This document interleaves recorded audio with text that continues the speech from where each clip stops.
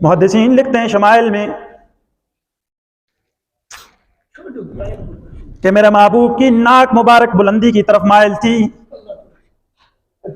دیکھنے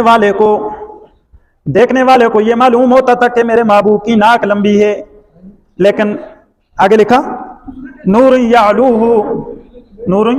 یعلوہ، جب غور کر کے دیکھتے تو اوپر نور کا حالہ ہوتا تھا، ناک لمبی نہیں ہوتی تھی. وہ ایک نور کی وجہ سے ناک کی بلندی نظر آتی تھی، ناک لمبی نہیں تھی. اللہ کی جلالت کا نور، نبوت کا نور چمک رہا ہوتا تھا. نور یعلوہ. پھر فرمایا یحسبہ من لم یتأملہ اشم، خود وضاحت بھی کر دیا آگے حدیث میں. فرمایا وہ نور کا حالہ تھا، وہ ناک کی لمبائی نہیں تھی جو دیکھنے والے کو محسوس ہو. فرمایا کث اللحیہ، گھنی داڑھی مبارک تھی میرے محبوب کی، پورے سینے مبارک پر پھیلی ہوئی گھنی داڑھی. اللہ ہمیں بھی نصیب فرما دے، ہمارے نوجوانوں کو بھی نصیب فرما دے. یہ زندگی تھی نا. اداجا، اور میرے محبوب کی آنکھ مبارک، اداج کہتے ہیں آنکھ کے اندر جو سیاہ پتلی ہوتی ہے نا، یہ سیاہ پتلی انتہائی ڈارک تھی، انتہائی سیاہ تھی. اور جتنی سیاہ پتلی ہو وہ خوبصورتی کی علامت ہوا کرتی ہے. ایسی نگاہ اور اتنی خوبصورت نگاہ کہ جس سے پھر جائے اس پہ رب کا غیظ متوجہ اور غصہ متوجہ ہو جائے، اور جس پہ پڑ جائے اور اب اس پہ جنت کو حلال کر دے. کیا نگاہ تھی. فرمایا جس سے پھری تیری نظر، جس سے پھری تیری نظر، جس سے پھری تیری نظر، اس کا نہ رہا یہ جہاں نہ وہ جہاں، اور جس پر پڑی تیری نظر دونوں جہاں دیکھا کیے. جس پہ میرے محبوب کی ناراض ہو کے نگاہ پڑ جائے وہ نگاہ. اداج کیسی؟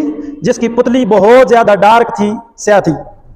فرمایا سہل الخدینی، اور دونوں رخسار مبارک ہموار اور ہلکے تھے، دونوں رخسار مبارک ہموار اور ہلکے تھے. ذلیع الفم، اور منہ مبارک اعتدال سے پھیلا ہوا تھا. ایسی جو یہ نہیں تھا، یہ اندر کھاکا نہیں بڑی تھی انہیں اندر آدمی نے، یہ نہیں تھا، نہیں، سیدھا چہرہ تھا اور کشادہ پیشانی اور پھیلا ہوا چہرہ، اور جس مجلس میں چلے جاتے اس پہ روب پڑ جاتا. کیا خوبصورتی تھی. فرمایا ذلیع الفم، آپ کا منہ مبارک فراخ تھا، کشادہ تھا. اشنبا مفلج الاسنان دقیق المسربتی، آپ کے دندان مبارک باریک اور آبدار تھے، پتلے دانت اور خلا والے دانت، ہر دانت جیسے قدرت نے الگ الگ فٹ کیا ہو.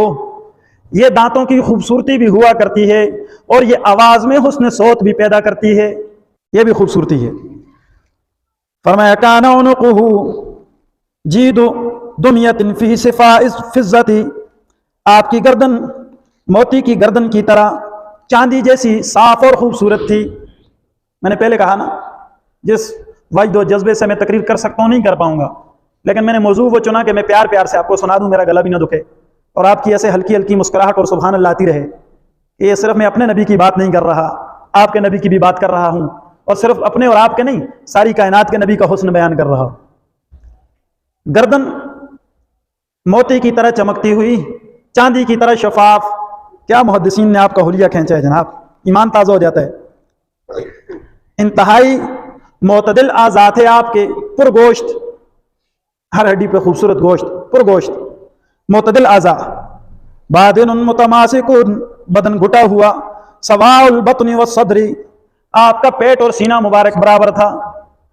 یوں نہیں کہ پیٹ اندر ہو سینہ باہر ہو، یوں نہیں کہ سینہ اندر ہو پیٹ باہر ہو، نہیں، میرے محبوب کا سینہ اور پیٹ مبارک برابر تھا. یہ بھی خوبصورتی کی علامت ہے. کیسا قدرت نے بنایا میرے محبوب. فرمایا سواء البطن والصدر، پیٹ اور سینہ مبارک ہموار تھا. عریض الصدر، لیکن سینہ مبارک چوڑا تھا. پیٹ سے سینہ مبارک کیا تھا؟ چوڑائی زیادہ تھی، آگے پیچھے لٹکا ہوا نہیں تھا، نہ سینہ نہ پیٹ، لیکن چوڑائی زیادہ تھی. کیا کہنے میرے محبوب. فرمایا بعید ما بین المنکبین، آپ کے دونوں مونڈوں کے درمیان کچھ فاصلہ تھا. چوڑے کندھے، کندھوں کے درمیان فاصلہ، اور اس فاصلے میں گردن کے پیچھے آپ کے کندھوں کے درمیان کبوترے کے انڈے کی مانند مہر نبوت. کیا کہنے. زخم الکرادیسی، جوڑوں کی ہڈیاں قوی اور مضبوط. انور المتجرد، انور المتجرد، آپ کے بدن کا وہ حصہ جو کپڑوں سے باہر ہوتا تھا انتہائی چمکدار ہوتا تھا. چہرہ، ہتھیلیاں، پاؤں، جو اعضاء نظر آتے ہیں نا کپڑوں سے باہر، وہ بدن کے اندر، کپڑے کے اندر والے بدن سے بھی باہر کے اعضاء زیادہ چمکدار نظر آتے تھے. اپنا سب کچھ لوٹا دیا. فرمایا انور المتجرد، آپ کے بدن کا وہ حصہ جو کپڑوں سے باہر رہتا تھا وہ انتہائی چمکدار تھا. موصول ما بین اللبۃ والسرۃ بشعر یجری کالخط، سینہ اور ناف کے درمیان بالوں کی ایک باریک لکیر تھی. آپ کے ناف تک، سینے سے ناف تک بالوں کی ایک باریک لائن بنی ہوئی تھی. باقی پیٹ اور سینے پہ بال نہیں تھے. ایک خوبصورت لائن بنی ہوئی تھی رسول اللہ کے پیٹ مبارک پر.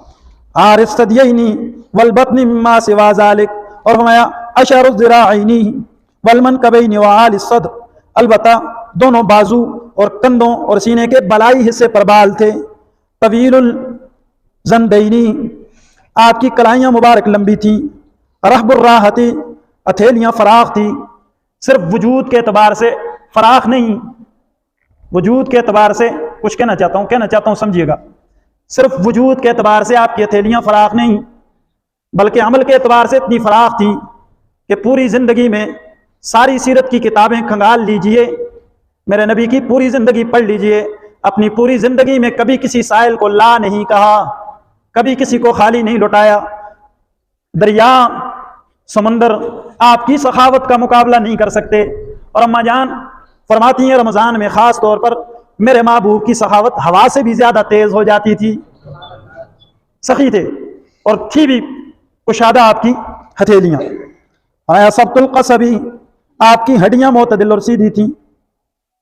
اور شتن الکفین والقدمین، ہتھیلیاں اور دونوں قدم مبارک پر گوشت تھے، بھرے ہوئے گوشت والے. سائل الاطرافی، ہاتھ اور پاؤں کی انگلیاں تناسب سے لمبی تھیں. خمسان الاخمصین، تلوے آپ کے پاؤں کے قدرے گہرے تھے. مسیح القدمین، قدم ہموار تھے. اور پھر فرمایا اذا زال زال قلعا، جب آپ اپنے پاؤں کو اٹھاتے تھے تو پوری قوت سے اٹھاتے تھے. پوری ادنا ترو کے ٹرنا پیر ترو کے نبی السلام نہ ٹردے سے پاؤں کو اٹھا کے چلتے تھے. جب آپ قدم اٹھاتے تو اٹھا کے چلتے تھے. یختو یکفو، اور جب آپ چلتے وہ یمشی ہونا، میرے محبوب اس قوت سے پاؤں تو اٹھاتے تھے لیکن آپ کی چال یوں محسوس ہوتا تھا کہ اونچائی کی جانب سے اترائی میں جا رہے ہیں. اکڑ کے نہیں چلتے تھے، جھک کے چلتے تھے.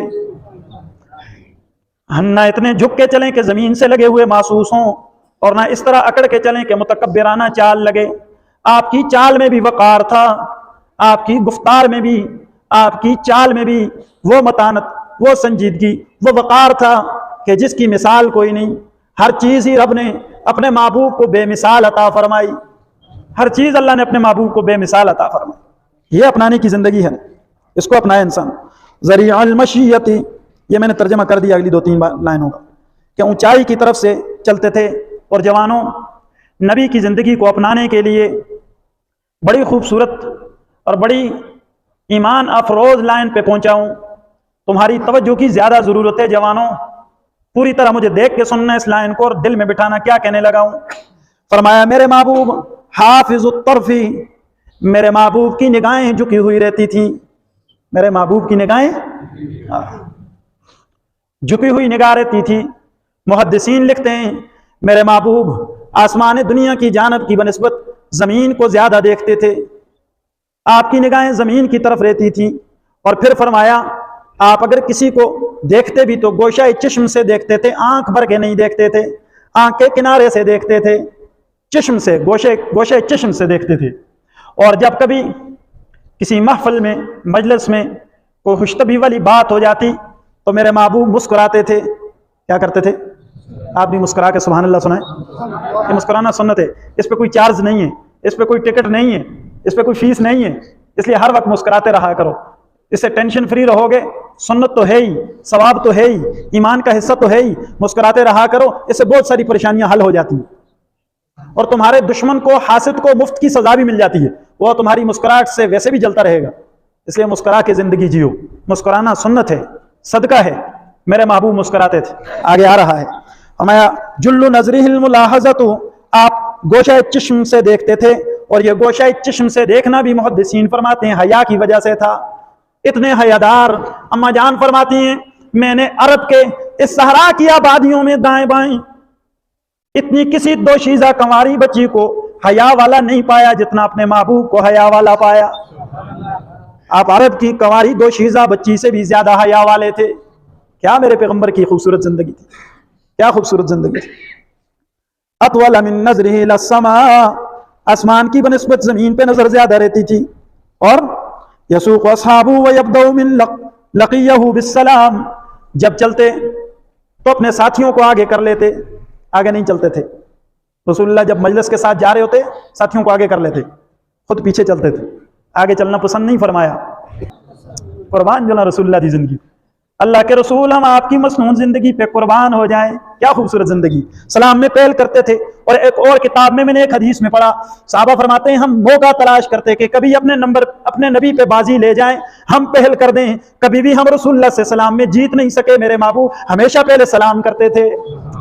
کیا کہنے رسول اللہ کی مبارک زندگی، سبحان اللہ۔ دائم الفکرت، ہمیشہ غمگین رہتے تھے، ہمیشہ۔